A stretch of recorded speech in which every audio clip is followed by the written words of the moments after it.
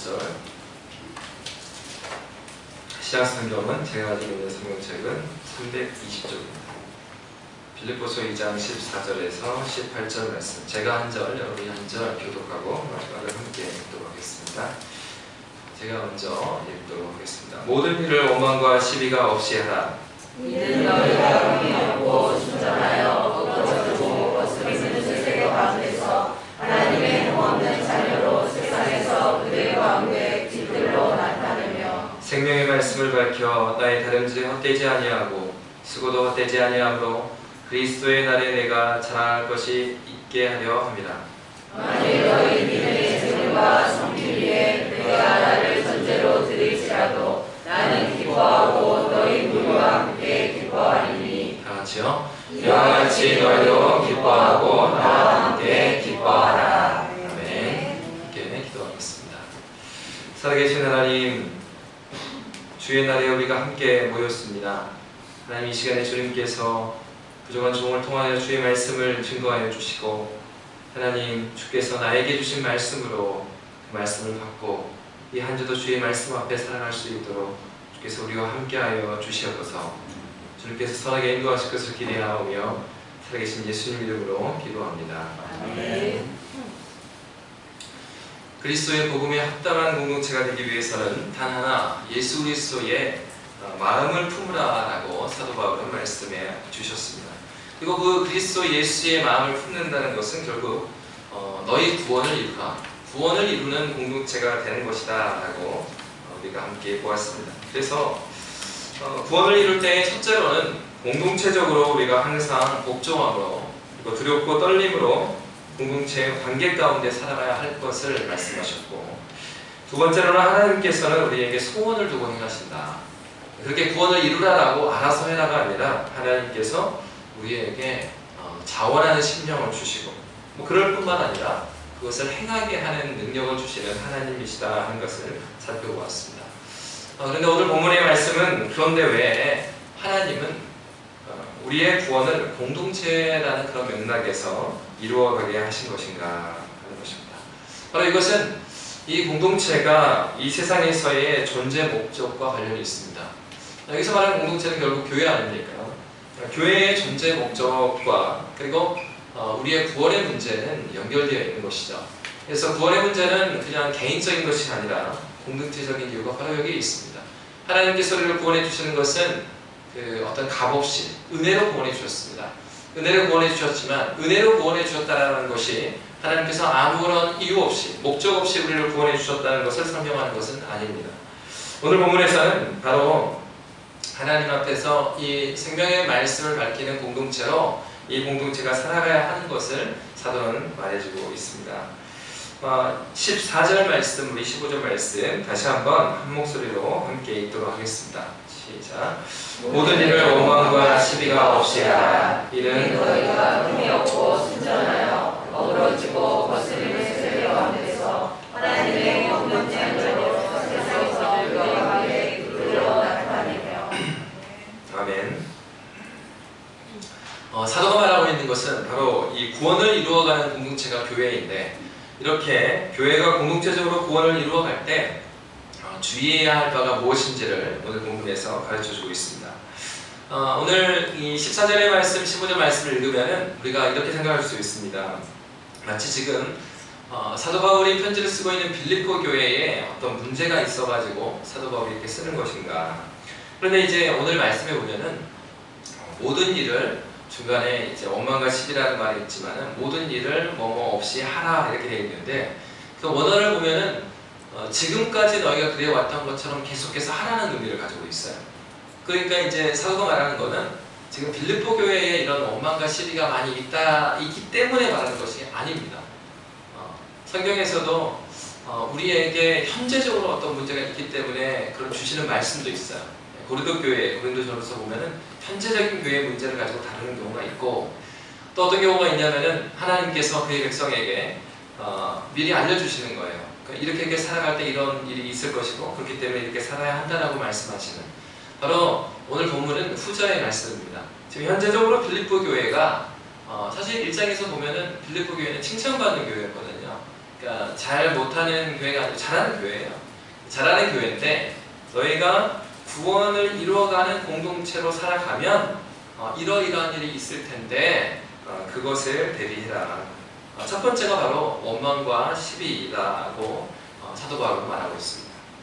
여러분, 이 원망이라는 것은, 이 단어는 당사자가 없는 데서 불만을 늘어놓는 것, 또는 우리가 쉽게 말할 수 있는 뒷담화입니다. 예. 여러분, 뒷담화처럼 재밌는 말은 없죠.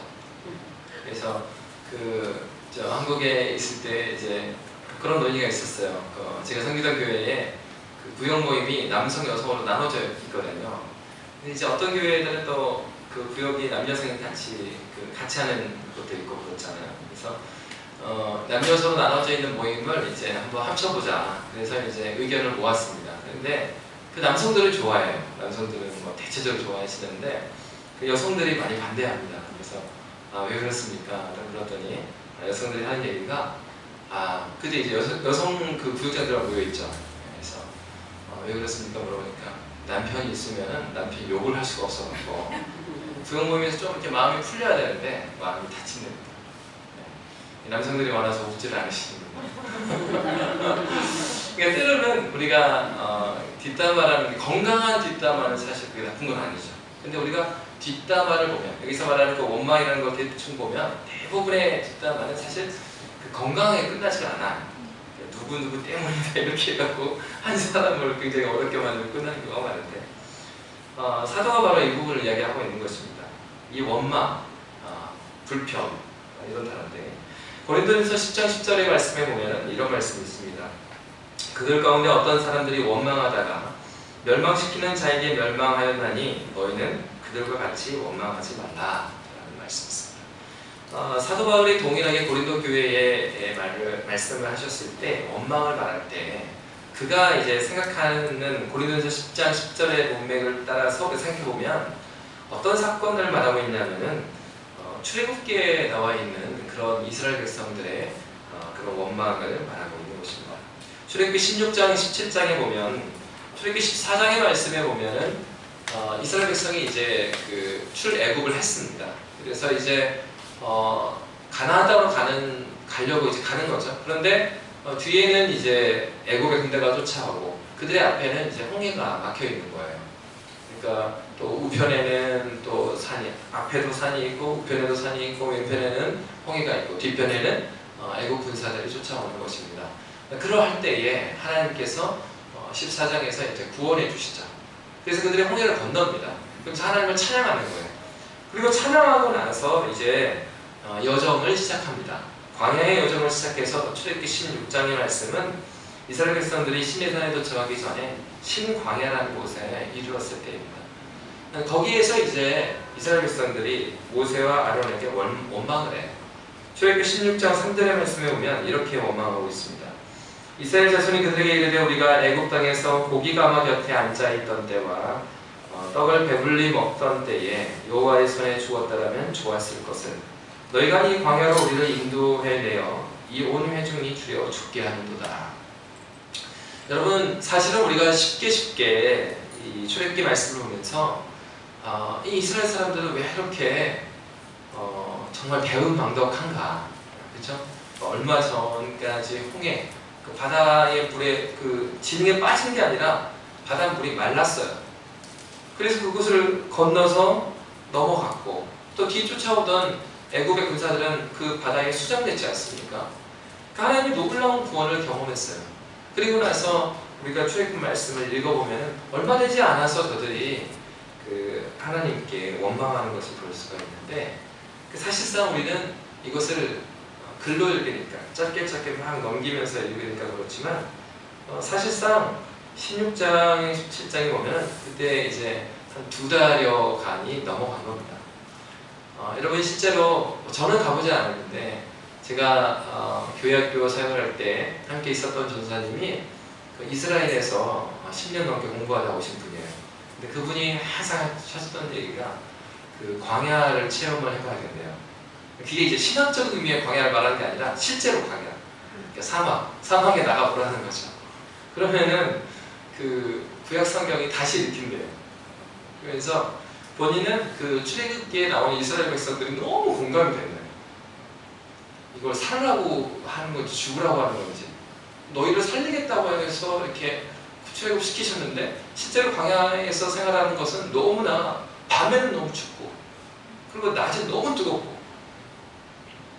자, 뭐 이스라엘에 있는 그쪽의 광야까지는 아니지만은 그 여름에 그 아울리치를 그 적도 근교로 몇 번 이제 가봤었거든요. 근데 가봤는데 진짜 그 한낮에는 너무 더운 겁니다. 그래서 우리 지체들이 한여름에 그 한국이 아주 뜨거울 때 이제 아울리치를 딱 여름에 가잖아요. 가는데 그 낮 시간에 더위를 먹는 분들이 많았어요. 너무 뜨거우니까. 그러니까 근데 그것보다 더 뜨거운 것이고 또 새벽에는 더 차가운 거. 그래서 아프리카에도 제가 재작년에 남아공에 그 우리 선교사님들 그 수련회가 있다고 그래서 이제 한번 갔었는데, 선교사님들 어떤 얘기 하시냐면 가장 낮아도 그 남아공이 가장 낮아도 10도래요. 10도. 근데 얼어 죽는데요. 그냥 얼어 죽는 게 그 일교차가 너무 크기 때문에 그 낮에 있는 뜨거움하고 밤에 그 서늘한 이 일교차 때문에 사람이 동서한다는 거예요. 그러니까 이 사막에 살아본 사람들은 그 고통이라는 것이 무엇인지를 너무 잘 아는 거죠. 물론 제가 이제 오늘 본문에서 원망이 마땅하다라고 설교하려고 하는 것은 아닙니다. 근데 이제 이스라엘 백성들이 이 바울 사도가 왜 출애굽 배경이 되는 이 원망이라는 단어를 써서 우리에게 말하고 있는가? 이스라엘 백성들이 말했던 주된 것이요, 원망했을 때 모세 아론에게 뭐라고 말했습니까? 애굽 땅에서 고기 가마 곁에 앉아있던 때와 그리고 떡을 배불리 먹던 때를 그들이 그 얘기를 했어요. 그들이 원망했던 아주 중심적인 것은 배불리고 행복했던 때. 근데 사실 여러분, 먹고 사는 문제가 쉬운 문제입니까? 사실 이것은 쉬운 문제가 아니죠. 아주 중요한 문제고. 그런데 우리가 16장을 보면 그들이 원망했던 이유가 먹고 사는 문제 때문인가 이제 하는 것을 우리가 보게 되는데, 17장에 출애굽기 17장에 가보면 그들이 어떻게 말하고 있냐면, 그들이 또 이제 하나님께서 16장에서는 이스라엘 백성이 우리가 고기를 먹고 떡을 배불리 먹던 때를 그리워한다라고 하니까 하나님께서 어떻게 응답하셨냐면 만나와 메추라기를 주셨어요. 그래서 충분히 먹을 수 있도록 해주신 거예요. 그런데 이제 그들이 그렇게 순종을 안 했어요. 만나를 주셨는데 어떻게 했냐면 하나님께서 대신에 이제 그 규칙을 주셨죠. 그러니까 안식일 전에는 뭐 이틀 거를 가려도 되고, 그러나 더 많이 하루에 먹을 것만 너희가 만나를 가져서 먹어라. 그렇지 않으면 이제 부패할 거라고 했는데, 사람들이 이제 막 한마디로 요새 많이 일어나는 사재기를 하는 거죠. 만나 가서 막 챙겨놓는, 다 이제 부패됩니다. 그러니까 하나하나 이스라엘 백성들의 궁극적인 문제는 무엇이었냐를 생각해 보면 사실은 단순한 먹고 사는 문제가 아니었다라는 거예요. 왜? 만나와 메추라기를 먹이셨는데 그들이 또 불평을 하죠. 그러면서 17장에 넘어가면 그들이 어떤 얘기를 하냐면 이곳에는 또 우리에게 마실 물이 없습니다 라고 하게 됩니다. 그래서 하나님께서는 이 모세를 호렙산에 그 반석을 치도록 해서 거기서 이제 물을 그들에게 허락하여 주십니다. 그런데 그들이 어떻게 이야기를 하냐면 여호와께서 우리 중에 안 계신 것 아니냐, 이런 표현들이 나타나는 거예요. 그들의 궁극적인 문제는 뭐였냐면 그 하나님을 온전히 믿지 못했던 것입니다. 여러분, 사실은 구약의 그 이스라엘 백성들이 더 많이 하나님께 혼난 것이 어떤 부분일까 생각해 보면 이런 것 같아요. 사실 여러분, 우리 중에 홍해를 건너본 사람이 있습니까? 아니면은 그냥 어찌됐건 우리 가운데 있었던 기적을 경험해서 예수를 믿게 된 사람은 극히 적어요.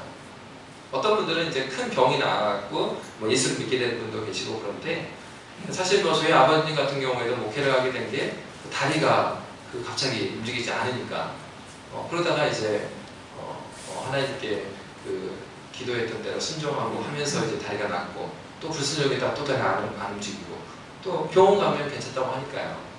그렇게 그런 분들이 굉장히 드물어요. 그러니까 사실상 이 구약의 성경에 나와 있는 이스라엘 백성들을 보면요, 한편으로는요 부러운 면이 있죠. 뭐가 부럽습니까? 보이지 않는 하나님께서요 아주 기가 막히게 보여주시는 거예요. 이런 면에서는 이스라엘 백성들은 사실은 하나님의 하나님 되심을 부인하기 어려운 사람들이죠. 몇 달 전에 이미 바닷길을 걸었던 사람 아닙니까? 누구도 부인할 수 없잖아요. 그런데 이제 이 사람들의 궁극적인 문제는 먹고 마시는 문제가 어려웠다라는 얘기라든가 또는 마실 물로 고통당했던 얘기다. 그것은요 오늘날에도 마찬가지로 우리를 사막에 갖다 놓아도 우리에게 동일한 어려움들입니다. 그런데 궁극적으로 그들의 문제는 여호와께서 우리 중에 계시지 않는 것처럼 그렇게 불평을 했다라는 것입니다. 여러분, 이 원망과 시비가 없이 하라는 말씀이 바로 이런 것입니다. 하나님께서 우리를 공동체적으로 부르셨고 구원을 이 공동체 가운데서, 관계 가운데서 이루어가게 하신 그 이유가 무엇이라고 했습니까? 공동체에 있을 때 우리가 누구인지가 드러나고 공동체를 통해서 하나님께서 허락하신 그 말씀으로 말미암아서 우리가 주 앞에 서게 되는 것이죠. 그런데 이러할 때에 우리가 원망과 시비를 하는 그 궁극적인 인간 본성을 막 따라 들어가면 보면 거기 안에 이러한 불신앙, 어떤 불신앙이요? 하나님께서 계시지 않는 것이냐 하는 것. 누가 우리 중에 하나님 믿으십니까? 라고 했을 때 여기에서 하나님 믿지 않습니다 하는 사람이 어디 있겠습니까? 우리 모두 하나님 믿는다고 고백할 것입니다. 여기서 말하는 건 그거예요. 이스라엘 백성들이 하나님이 계시지 않는다라고 당신은 정말 하나님을 믿지 않습니까? 라고 했을 때 그들이 안 믿는다고 했겠습니까? 그들의 문제는 뭐냐면 실천적으로 하나님이 계시지 않는 것처럼 살았다는 거예요. 여러분, 이론적 무신론자보다 더 무서운 것은요 실천적 무신론자예요. 왜냐하면 이론적 무신론자라는 것은요 그의 삶의 일관성이 있는 거예요. 신은 없다. 신은 없기 때문에 교회도 안 나가고요 하나님과 관계없이 살아요. 아주 일관성 있죠. 최소한의 일관성이라고 있는 거예요. 자기 안심에 정직하게 노력하는 거예요. 그런데 실천적 무신론자는 어떤 사람들이냐면 어쩌면 저일 수도 있고요. 우리 가운데 이 실천적 무신론은 같이 우리 신자 안에 같이 들어가 있어요. 어떤 지점이냐면 우리의 환경 가운데서 상황 가운데서 하나님은 내가 믿는다고 고백을 하는데 하나님을 믿기 어려운 그런 상황이 왔을 때 그때 우리가 어떠한 태도를 취하라는 거예요. 여러분, 그 아이를 키울 때 그러지 않습니까? 우리가 어느 정도 기준을 가지고 있습니다. 그리고 아이들도 각 그 엄마든 아빠든 선생님이든 전도사님이든 그분의 기준을 알아요. 그래서 여러분 이런 경우 있잖아요. 그 아빠 앞에서는 엄청 말을 안 들고 막 그러다가 엄마가 한마디 하니까 다 평정이 되는 거예요. 다른 집도 다를 수도 있고. 그거는 아이들도요 이분한테는 이 정도까지 해도 되는지 안 되는지를 알아요. 근데 양육자들이 왜 그렇게 합니까? 이 아이가 건전한 그 아이가 사회인이 되려고 그러면 가르쳐야 될 것을 가르쳐야 되니까 그러니까 이 아이를 이 정도에서는 딱 이렇게 제지를 하고 이거는 약속을 했잖아. 이건 이렇기 때문에 안 되는 거야. 딱 선을 긋는 거죠. 여러분, 우리가 어려운 상황 가운데서 하나님 앞에 때로는 그 불평할 수도 있어요. 그런데 불평할 수 있는데 이 성경에 나와서 이런 종류의 원망은 안 된다는 거예요. 선이 있는 거예요. 아이들이 배가 고프면 밥 주정할 거 아닙니까? 배가 고프다니까 왜 밥을 안 차려주는 거야? 아이들이 그렇죠. 그렇지만 아이들이 선을 넘으면 안 되죠.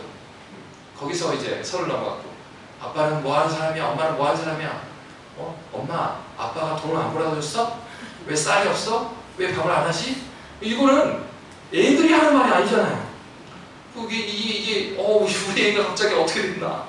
선을 넘는 겁니다. 바로 이스라엘 백성이 선을 넘어서는 안 되는 건 어떤 부분입니까? 하나님께서 그들의 아버지가 되시다는 거예요. 하나님께서 능력의 하나님이시고 지금도 우리와 함께 계시고 하나님께서 우리를 지켜 보호하고 계시다는 이 사실, 여러분, 이 선을 넘어서는 안 되는 것입니다. 사도 바울이 말하는 것은 바로 이 빌립보 교회의 장례적으로 구원을 중심적으로 믿음의 신앙생활의 공동체를 해나갈 때 어려움을 올 것이다. 왜냐하면 지난번에 말씀드린 바와 같이 로마의 법이 지배하는 것 아닙니까? 로마 황제를 주라고 고백해야 되고 그리고 로마의 법을 따를 때 그들이 흠모하는 그런 지역에 살고 있는 거예요. 오늘날로 하면은 그 자본주의의 흐름에 맞춰가야죠. 뒤처지지 말고. 그렇게 해야 경쟁력 있는 회사가 되고 경쟁력 있는 개인이 될 거 아닙니까? 그런데 거기에서 선을 넘어가는 거예요. 하나님이 계시지 않는 것처럼 그 자본주의에 따라 쭉 살아갈 수가 있느냐 말이에요, 그리스도인들이. 우리가 자본주의 사회에 산다 하지만은 그곳에 완전히 올인해서 따라갈 수는 없잖아요. 그리스도인으로서 지켜야 될 것이 있잖아요. 그 지점에서 부딪힘이 온다는 것입니다. 그리고 때로는 내가 어려움에 처하기도 합니다. 그럴 때 불평을 하지 마. 어떤 불평? 이스라엘 백성들이 하나님이 없는 것처럼 그렇게 살아갔다라는 그런 원망을 하지 말라는 것입니다. 두 번째는 시비를 이야기합니다. 이 시비는요, 뜻을 보면 의견 충돌로 인한 말다툼이에요. 그리고 논쟁을 위한 꼬투리 잡는 말싸움입니다. 여러분, 사실은 어떤 의견을 낼 수가 있습니다. 아주 좋은 의견들, 다양한 의견을 낼 수가 있습니다. 근데 성숙한 사람들은 의견을 낼 때 그 의견을 내는 목적이 어떤 말 그대로 여기서 말꼬리 잡아서 싸우기 위해서 의견을 내지 않거든요. 여러분, 의견을 내면은 그 의견을 듣고서 이 공동체가, 교회가 더욱더 구원에 합당한 공동체가 되기 위해서 논의할 수가 있는 것입니다. 교회는 그런 곳이에요. 여러분, 장로교회가 다른 교단과 다른 게 뭔지 아십니까? 장로교회는요, 그 어떠한 아주 카리스마적인 목사의 것에 주도되는 교회도 아니고요. 아예 지도자가 없어서 장로, 목사도 다 없고 다 시끄러우니까 지도자 다 없애고 그냥 우리 평신도끼리 지내자. 여러분, 그런 교회들이 있어요. 그 형제교단이라고, 브레더런이라고, 그 직분자가 없어요. 근데 다 형제 자매. 그래서 이제 하루는 우리 오태호 형제가 와서 말씀 나누고, 그 다음 주에는 또 이어서 자매가 나와서 말씀 나누고, 그렇게 그런 교회도 있습니다. 그런데 양쪽에 균형을 잡고 있는 것이 장로교회예요. 어떤 면에서 그러냐면 전문적으로 말씀을 연구해서 하나님의 말씀을 증거해야 될 사람이 이제 필요한 거죠. 지도자가 필요한 것이고, 또 그럴 뿐만 아니라 또 너무 그 카톨릭처럼 지도자의 어떤 독주로 인해서 공동체가 어려워지는 것도 막기 위한 두 가지를 절충한 제도가 장로교회입니다. 그래서 장로교회의 중요한 건 뭐냐면, 물론 예배가 가장 중요하죠. 그러나 아주 중요한 결정들은요, 회가 중요한 거예요. 회. 이런 회 말고요. 회. 그러니까 뭐 당회, 공동회. 왜 이 회가 중요합니까? 성령 하나님께서 우리 모두에게 함께 계셔서 성령께서 우리에게 주신 지성을 가지고 각자가 지혜롭게 분별할 수 있다라고 보는 것입니다. 그래서 아주 중요한 문제에 있어서는 우리가 함께 모여서 함께 결정하는 거예요. 여기에는 정말 하나님께서 성숙하게 우리 공동체를 이끌어주셔야 된다는 그런 하나님을 의존하는 그 신뢰. 그래서 지도자도 겸손하게 내려올 줄 아는 그런 겸손함. 그리고 지체들도 서로가 어떤 의견을 낼 때 여기 본문에서 나온 것 같이 그 시비를 위한 그런 의견이 아니라 정말 공동체가 이 하나님께서 우리를 부르심의 목적에 맞는 구원을 위한 공동체를 세워주기 위해서 그 발전적인 의견이 오고 갈 수 있는 그런 공동체를 말하는 거죠. 바로 이 부분을 얘기하는 거예요. 이미 빌립보 교회가 잘하고 있지만은 앞으로 교회에 어려움이 올 때는 긴박하게 무엇인가 결정하고 했을 때는 바로 이런 문제가 나타날 수 있다. 그러니까 너희가 원망과 시비 없는 그런 공동체가 되길 바란다라고 말하고 있습니다. 그러면 여러분, 이렇게 모든 일을 원망과 시비가 없이 해야 되는 이유가 무엇입니까? 오늘 본문의 말씀이 15절에서 이렇게 말하고 있습니다. 이는 너희가 흠이 없고 순전하여 어그러지고 거스리는 세대 가운데서 하나님의 흠없는 자녀로 세상에서 그들 가운데 빛들로 나타내며 라고 말하고 있어요. 여러분, 구약성경에 보면은 이사야 49장 6절의 말씀 보면 이런 말씀이 있습니다. 그가 이르시되 내가 나의 종이 되어 야곱의 지파를 일으키며 이스라엘 중에 보존된 자를 돌아오게 할 것은 매우 쉬운 일이라. 내가 또 너를 이방의 빛으로 삼아 나의 구원을 베풀어서 땅끝까지 이르게 하리라 라고 말씀하고 있습니다. 여러분, 여기서 두 가지를 크게 말하고 있어요. 첫 번째는 뭐냐면, 하나님께서 이렇게 흠없는, 너희가 흠없는 공동체가 된다, 원망과 시비 없이 일을 해나가고 너희가 흠없이 되어야 되는 그 이유를 첫 번째로는요, 하나님께서 너희 자신을 하나님 앞에 보존된 자로 돌아오게 하기 위함이다. 첫 번째는 우리를 위함이에요. 교회가 교회됨으로 건전한 공동체가 되게 하기 위함이에요. 이게 첫 번째예요. 두 번째는 뭐냐면 또 너를 이방의 빛으로 삼겠다라고 말씀하셨어요. 그러니까 교회가 온전히 세워지는 것은요, 1차적으로 우리를 위한 것이고요, 2차적으로는 교회가 온전히 세워졌을 때 그들을 통하여서 교회와 함께 있는 그 지역이, 그리고 그들의 관계 가운데 있는 사람들이 이방 사람들이 빛으로 그리스도 예수께로 돌아오게 하는 역할을 이 교회를 통해서 하시겠다는 거죠. 이 구원을 이루시겠다는 거예요. 그러니까 하나님께서 교회를 부르시는 것은요, 우리의 무엇을 위해서만 부르시지 않았어요. 그러니까 여러분, 교회가 선교의 사명을 감당하는 것은 아주 당연한 일입니다. 이스라엘을 불렀을 때, 아브라함을 불렀을 때 이미 그 약속이 포함되어 있어요.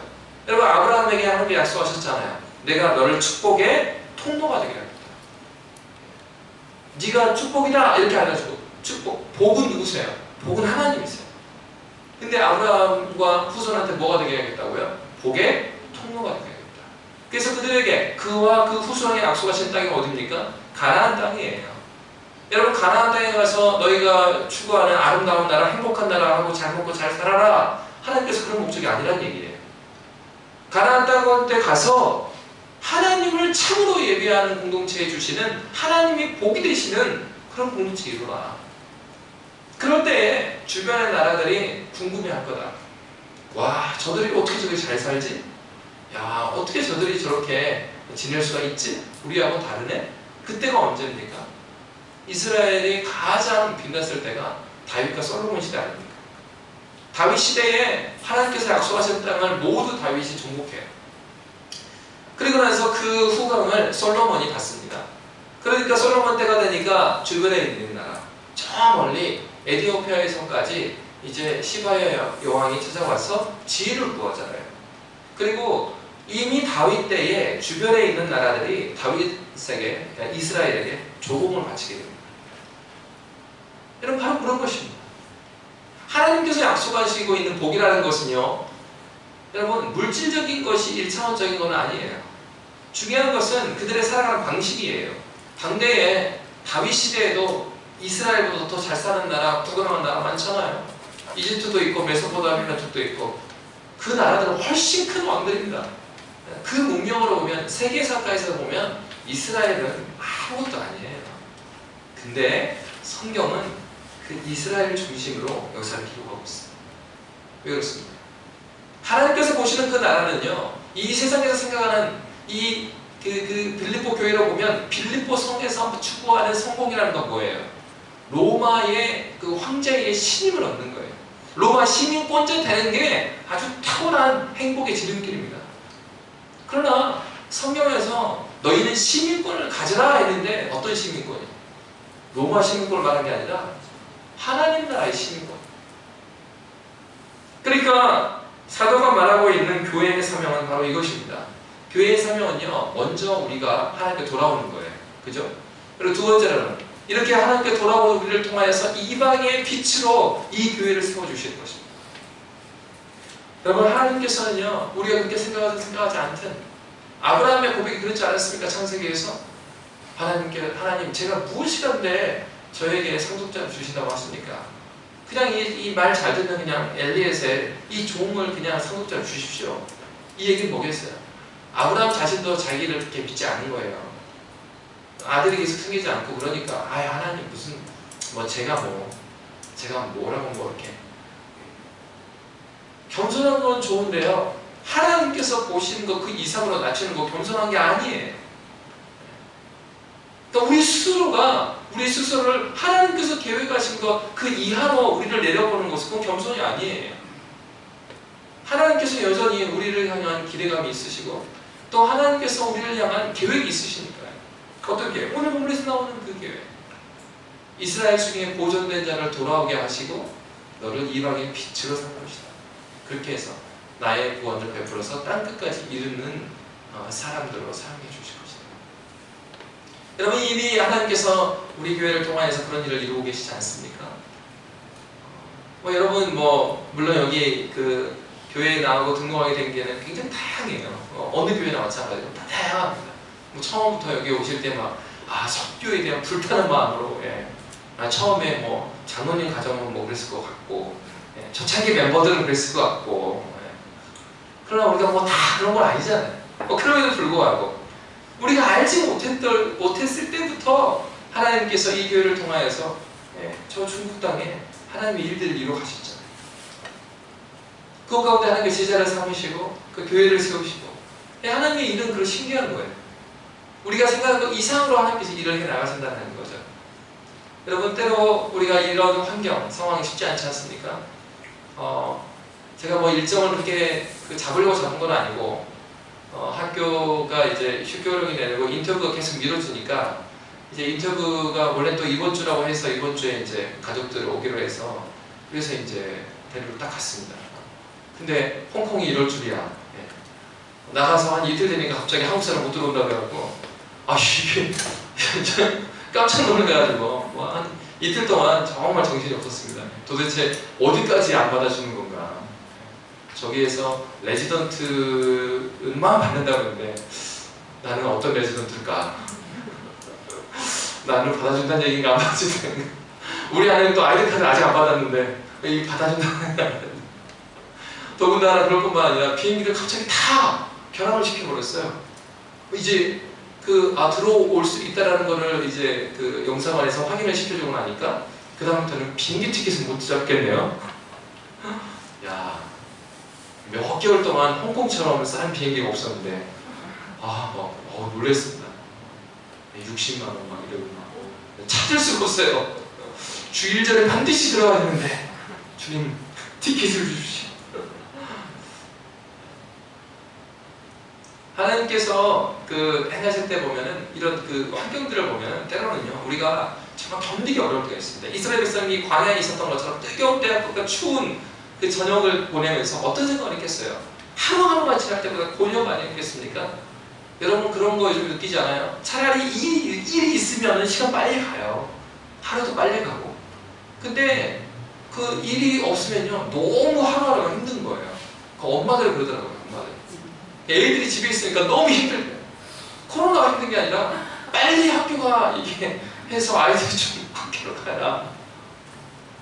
그러니까 이스라엘에서도 그랬을 거 아니에요. 이 어려움의 시기가 오래되니까 너무 고통스러운 거예요. 근데 여러분 우리가 성경을 보면 어떤 걸 알 수 있죠?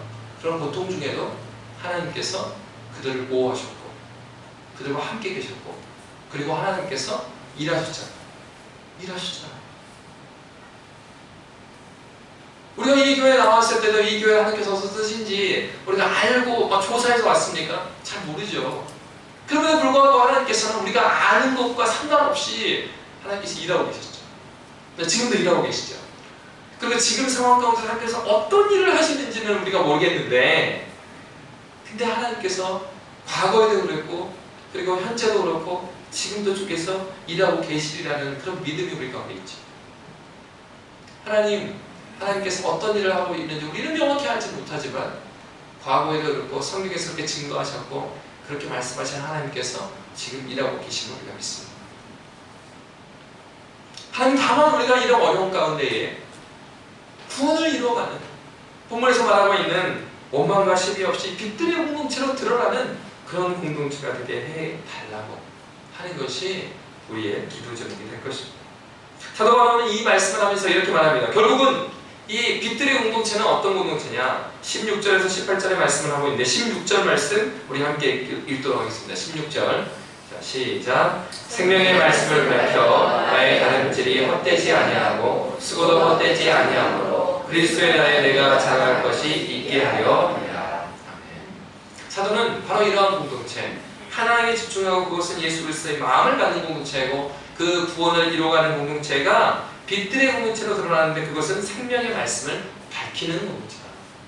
여러분 생명의 말씀을 밝힌다고 했을 때 이것은 두 가지로 해석할 수가 있습니다.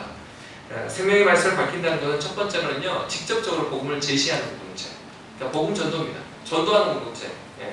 첫 번째는 그렇게 해석할 수가 있고요.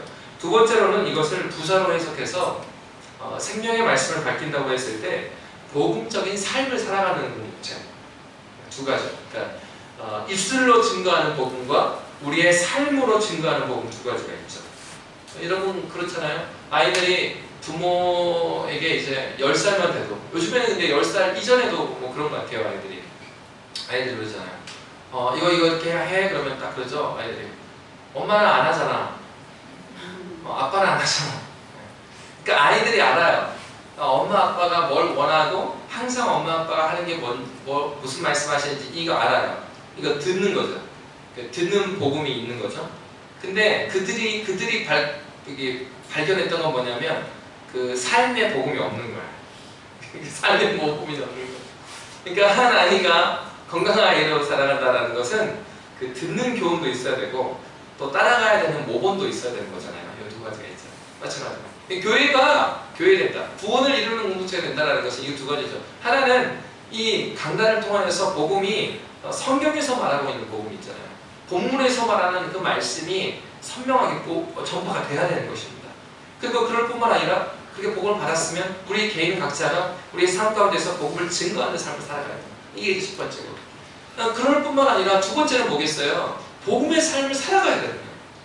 여러분, 그래서 한국교회가 이제 한국 사회가 발전하면서 이제 세상의 뉴스가 되는 경우가 어떤 경우냐면 교회 운영이라든가 교인들이 살아가는 방식이 이 사회의 윤리 도덕 기준에 낮을 때, 그러면 이런 말 하잖아요. 너 교인이 그러면 되겠냐? 어떻게 교회가 그러면 되겠냐? 이런 말을 언제 해요? 믿지 않는 분들도 생각할 때 본인들이 살아가는 것보다 수준이 낮은 거예요. 윤리적인 기준, 도덕적인 기준. 여러분, 바로 이것입니다. 그러니까 교회가 교회된다, 생명의 공동체, 생명의 말씀을 밝히는 공동체라는 것은요, 다른 것이 아니라 우리가 첫 번째로는 하나님의 말씀을 잘 알아야 돼요. 잘 들어야 돼요. 하나님의 말씀, 설교 말씀을 들을 뿐만 아니라 하나님의 말씀을 공부해 나가고 정말 이 부분, 내가 고민하는 이 부분이 성경에서는 무엇이라고 말하고 있는지를 우리가 잘 알아야 되는 거죠. 또 우리가 복음을 전할 뿐만 아니라, 야, 예수 믿어라. 예수 믿어라고 뭐가 나오는데, 구원을 받는다. 옛날에 그런 조선 초기 때나 뭐 그랬다고 했잖아요. 제가 그 말씀드렸잖아요. 어떤 할머니가, 며느리가 막 어머니 예수 믿어라. 예수 믿어서 좋은 게 없는데 구원을 받습니다. 예수. 그래, 그럼 내가 나가주겠다. 1년 후에 갑자기 이제 등록해서 다니시면서 이 할머니가 갑자기 교회 안 나오죠. 목사님 가서 신방 가고, 할머니 왜 그러십니까? 내가 사기당했다. 왜? 며느리 이 얘가 말이야 구원을 준다는데 구원은 그냥 1원도 안 주더라. 이 할머니는 진짜 이 돈으로 생각한 거예요. 돈을 주겠다. 근데 어쨌든 우스갯소리로 얘기하지 말고, 진짜 하나님께서 우리를 공동체에 부르신 게 뭐예요? 첫째는 이 생명을 주셨잖아요. 그러니까 예수를 믿는 회심의 역사가 일어나는 공동체가 되기 위해서 기도해야 되고, 그것을 또 증거해야 되는 사람뿐만 아니라 그렇게 살아가는 우리의 삶, 이것이 이제 중요한 것입니다. 사도가 말하는 것이 바로 이것입니다. 생명의 말씀을 밝혀 나의 다락질이 헛되지 아니하고 수고도 헛되지 아니하므로 그리스도의 날에 내가 자랑할 것이 있게 하려 합니다. 그러면서 사도는 어떤 말을 하고 있습니까? 만일 너희 믿음의 재물과 섬김 위에 내가 나를 전제로 드릴지라도 나는 기뻐하고 너희 무리와 함께 기뻐하는다.